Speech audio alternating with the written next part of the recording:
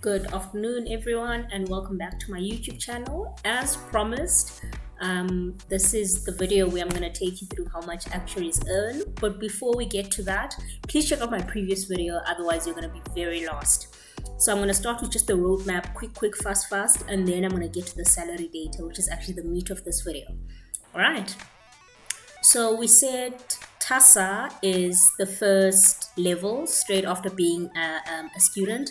So once you've cleared the green exams, that's when you can call yourself, or you can add, the comma TASA next to your name as a designation. So you've got that A111, which is actuarial statistics. You've got business economics, business finance. So if you went to UCT, you need that 60% for A112, A113.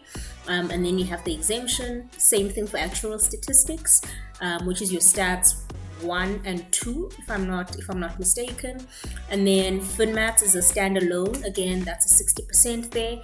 Risk modeling and survival analysis, Contis, and then so 812 is models, and then you've got Contis, and then loss reserving and financial engineering, which is or was FinEcos, right? Financial economics.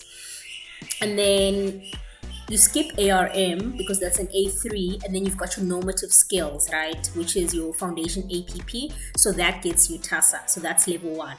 Then to get to AMASA, you would need ARM, comms, as well as core APP. So core APP and foundation APP are softer skills, or normative skills as they like to call them. After you've cleared all of these, then you're at AMASA, right? So it explains it here. So module 1, professional actuary in South Africa. Module 2, professional communications for actuaries, which is Profcom at UCT. And then you've got fundamentals of modeling, which is the module 3. So that's what goes into foundation APP, those 3 separate modules. And then for core APP, you've got work-based learning, actuarial business and legal awareness, model documentation analysis and reporting, presentation skills and comms, general practice module, strategic thinking, and interpersonal skills, as well as professionalism for associates. So quite a lot actually goes into your core APP, which gets you the AMASA. But at least you've cleared the technicals, and these are the softer skills, modules. And then for FASA, for FASA, you would need to clear obviously the TASA and the AMASA. And then you would need the N411, which is your fellowship app, which is, work-based learning for fellows and professionalism for fellows. And then you've got the big boys, the big guns, right? So for fellowship, you would pick 2 between health and care principles, life insurance, gen insurance, retirement and related benefits. So that's your pensions, finance and investment principles, enterprise risk management, as well as, your banking principles. And then optional, you can do the SERA, which is the C100. You would have needed to have qualified for AMASA or FASA at the time when you take that on. So basically, you would be AMASA, SERA, or you'd be FASA, SERA. You can't be TASA, SERA, because as a prerequisite, you have to have cleared, the AMASA and the FASA level to get the SERA, which is the enterprise risk management. So for that, you would have had to have chosen F106, which is your ARM. Together with another subject. So what I was saying is I'd be interested in your finance and investment principles, and I'm not sure what else. I'll have to see at the time. This is about 2 or 3 years away if everything goes right next year, and the session that I just wrote now. I'm about 2 or 3 years away, fingers crossed, from getting to that level and having those difficult conversations with myself and my employer at the time about what would work best, for my road to qualifying. And then part 2, once you've cleared these 2, obviously your part 2 subject, which is your F2, have to be linked to your F1. So you've got health and care applications as well, life insurance, gen insurance, retirement and related benefits, which is pensions again. And then you've got investment applications as well as banking applications. So you'd clear the 2 here, and then from those 2, you would pick 1 to specialize in, and that's what you would be tackling over here. All right, so I hope everyone understands that part, and now we're going to move on to the MULA. Right, so TASA, AMASA, FASA, or once you're done with AMASA, FASA, then you can choose the SERA route. I hope everyone understood that. And you can find the roadmap on the assa website. All right, so this is the South African Actuaries Abroad Actuarial Salary Survey for 2021. They tell you that the results tell an interesting story. 2021 is a challenging year. I think the takeaways here are the sample size. So complete responses were received from 950 people, with 13 being based in South Africa, which is quite important to mention, seeing as the organization is South African Actuaries Abroad, right? So you want to know that these are applicable to you if you're an actuarial professional here in South Africa. There's an increase in responses from last year, which is quite nice, makes out a significant portion of the actuarial community in South Africa. I mean, there are only 1,700 qualified actuaries, but here obviously with the 913 or the 950, they span over different ranges, which is quite nice to look at. But it's a sizable number. It's a sizable number because the base is low to begin with. The results are shown for South African-based actuaries only, which is quite good. However, by contributing as a non-South African participant, you gain access to information about the current South African market. The ongoing collection of data outside our borders will improve our ability to advise you on an ongoing basis. Right. So South African actuaries abroad, or who you chat to if you think of going abroad. I mean, I've had the conversation with them. They told me to get my exams up and to check in 2 or 3 years time. So once I'm at that stage, I'm definitely going to keep you abreast about my journey and what's happening and if anything is going good. I want to, I really want to go overseas and see what's out there. Okay, so data was analyzed for 3 different groups: 473 actuaries with fellows status, 88 associates, and 355 students. We have both illustrated total guaranteed remuneration or guaranteed benefits included, as well as an estimate of total remuneration, allowing for target bonus. It should be noticed that actual experience will vary significantly and bonus payments are dependent on many factors. Results are shown against total experience, and then for fellows, average post-qualification experience, which is PQE, which is plotted on the secondary axis, and then for students, average exams outstanding was plotted on the secondary axis, right? So there are 15 exams: 3, 5, 6, 7, 8, 9, 10, 11, 12, 13, 14, 15. There are 15 exams overall. So what you'd be seeing on the x-axis would be, on the secondary axis would be outstanding from the 15. How many are you left with?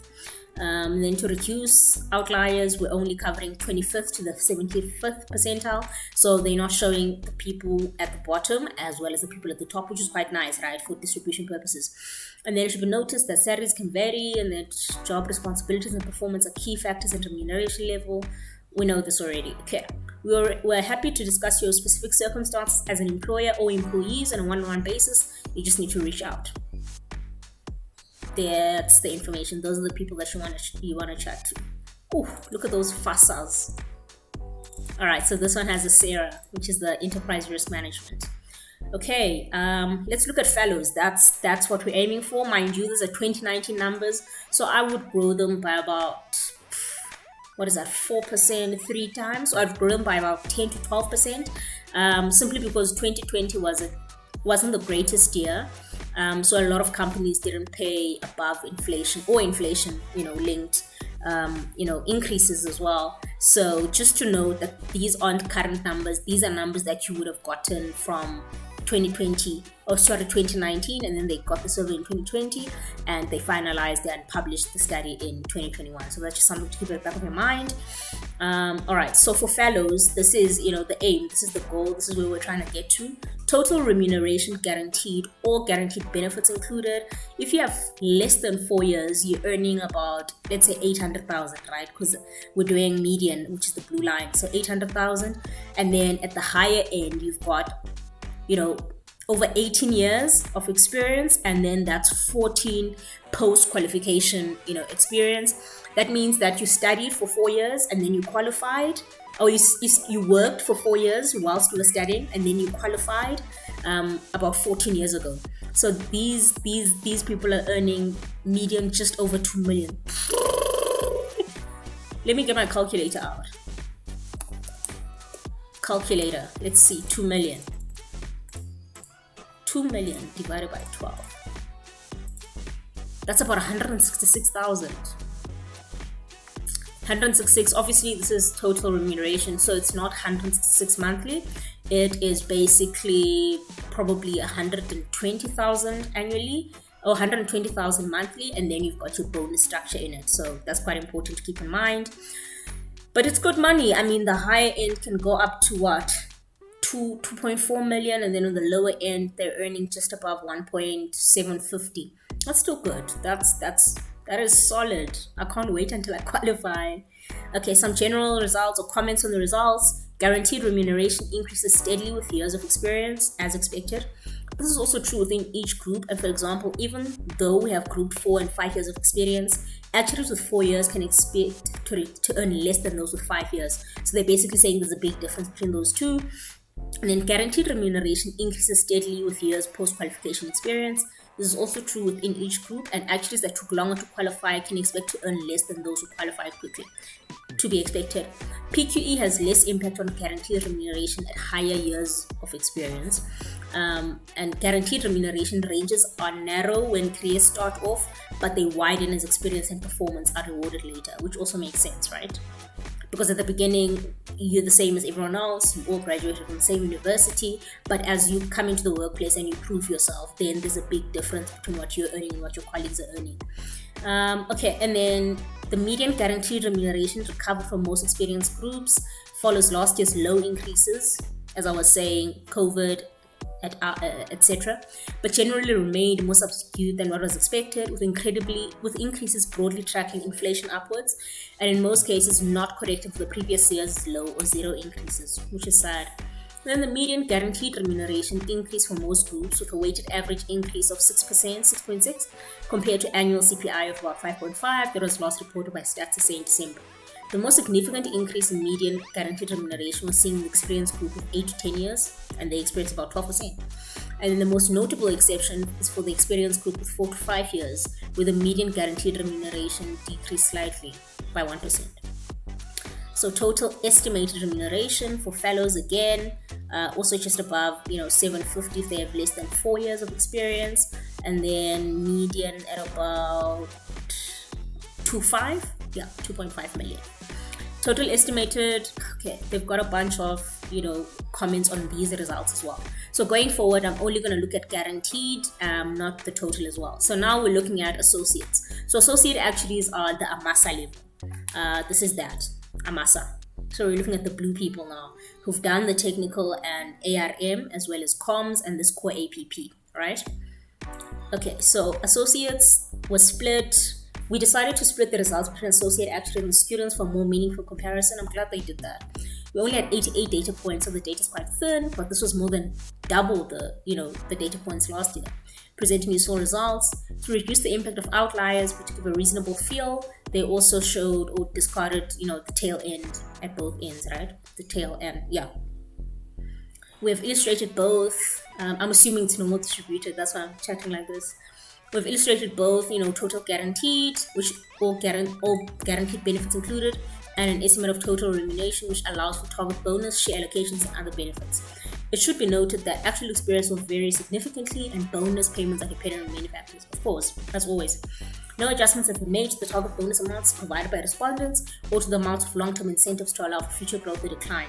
Like I said, I'm only going to look at total guaranteed. Let's go. Total experience.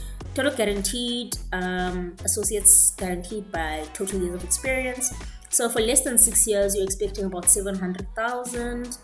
As the years progress, you go to just under a million again, and then you surpass a million after 12 years, which is about 1.3 million. That's not bad. Mind you, they've removed the real high earners here, so this is median.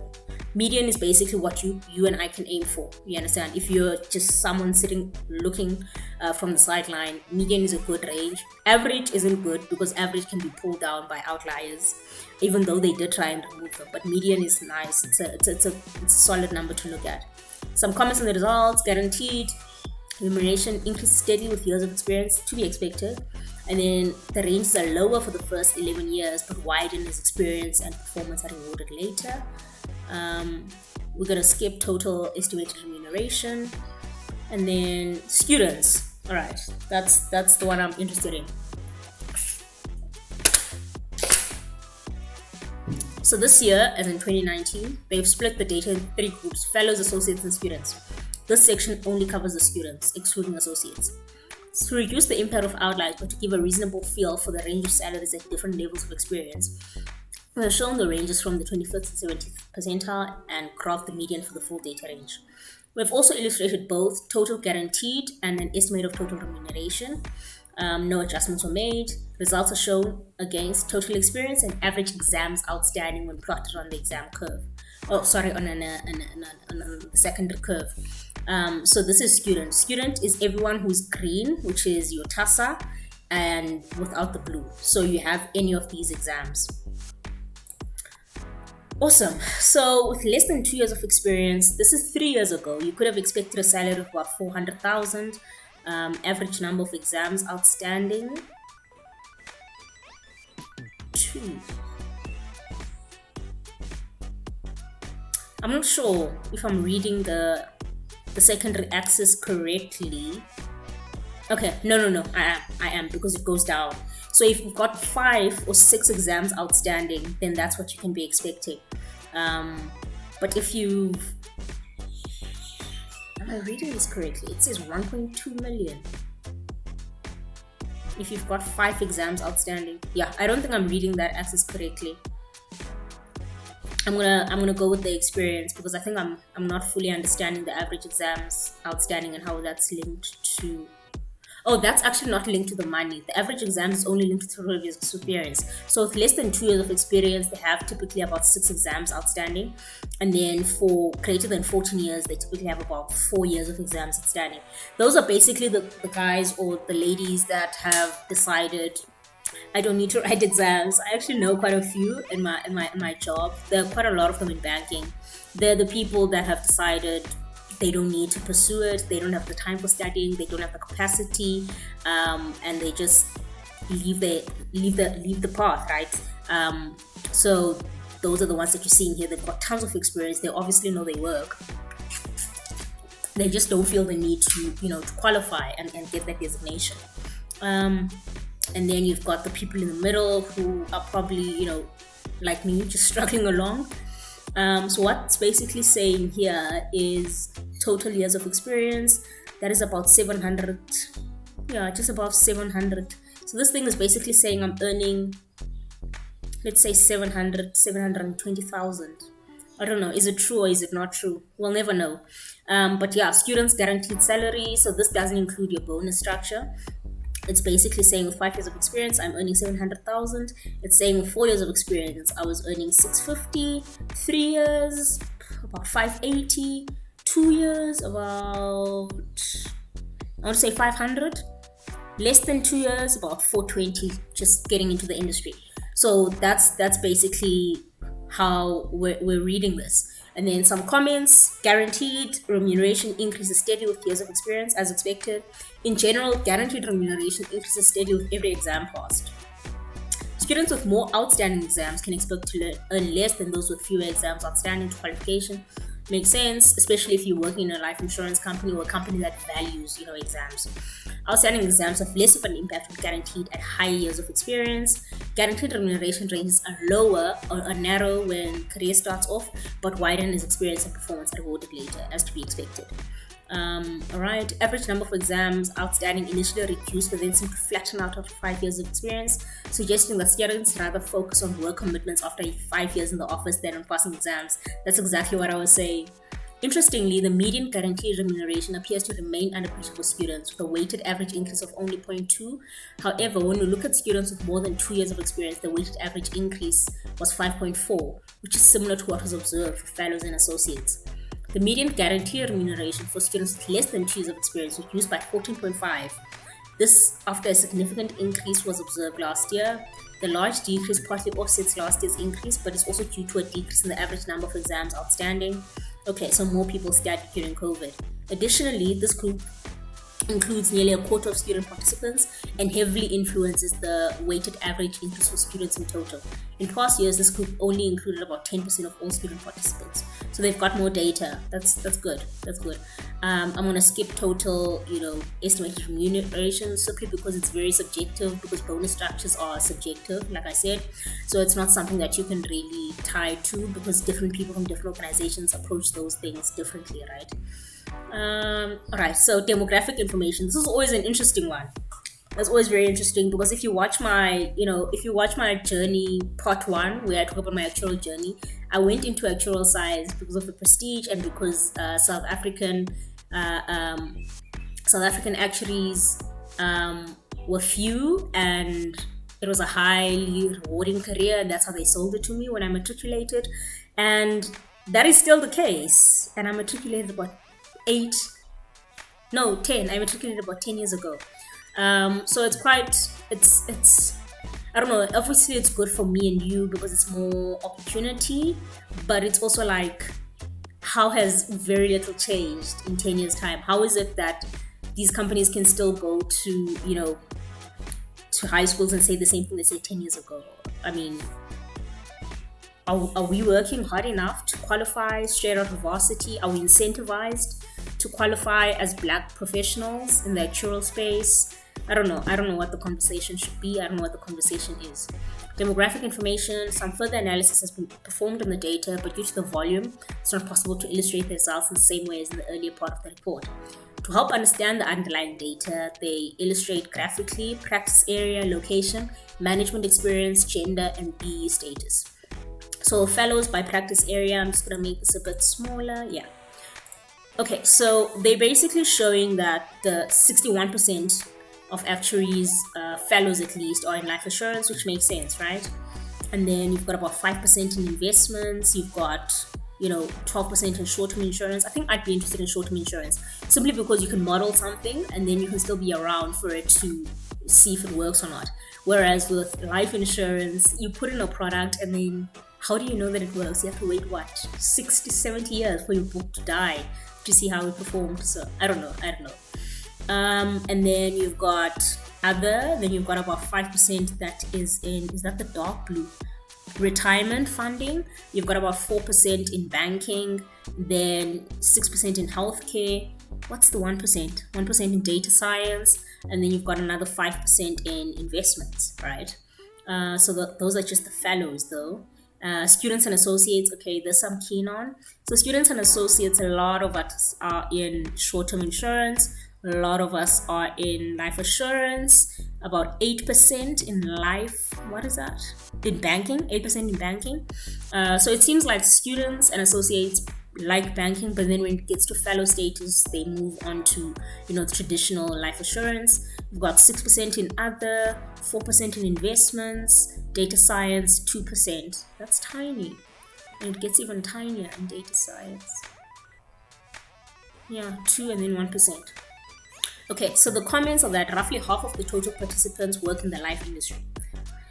Short-term banking and life assurance are growing, practice areas, while the percentage of investments and retirement are actually steadily reduced since 2016, which makes sense. In my previous video, I spoke about the retirement funding and how South Africa's, defined contribution method now sort of reduces the opportunities for actuaries in that space. But for investments, I think that's something I'd really be interested in, but we'll see. Even if it is a non-growing space. Okay, I'm gonna make this a bit bigger. So location-wise, fellows by location, they're saying it's pretty evenly split among 54% in Gauteng, 46% are in Cape Town, a very tiny percentage is in Durban, and associates by location, students and associates. So the majority of us are in Gauteng, about 73%. And then only 26 in Cape Town and 1% is in Durban.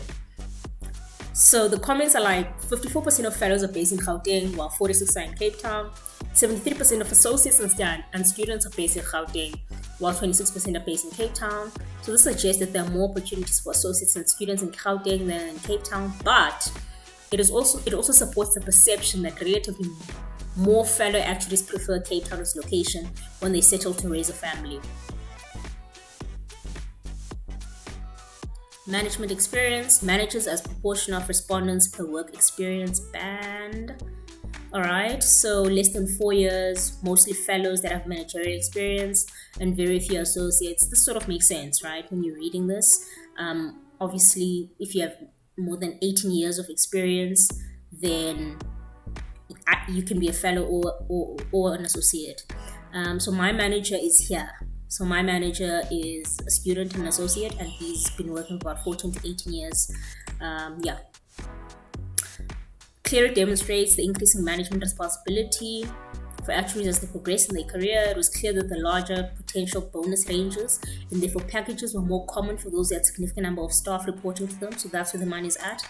We would suggest that having a management responsibility, both staff and functional, early on in your career is helpful in developing skills which will help enable you to progress if you're ultimately seeking a broader management role. So that's good. That's good. I'm getting a grad next year, so I'm really excited about this, line. Okay, and then corporate versus consulting. So they're basically saying for students and associates, about 20% of us are in consulting, whereas 77% are in corporate and 5% are in other. So in total, 76% of participants worked in financial service corporates, 20 in consulting, and 4 in other types. The gender split. Only 29% are female.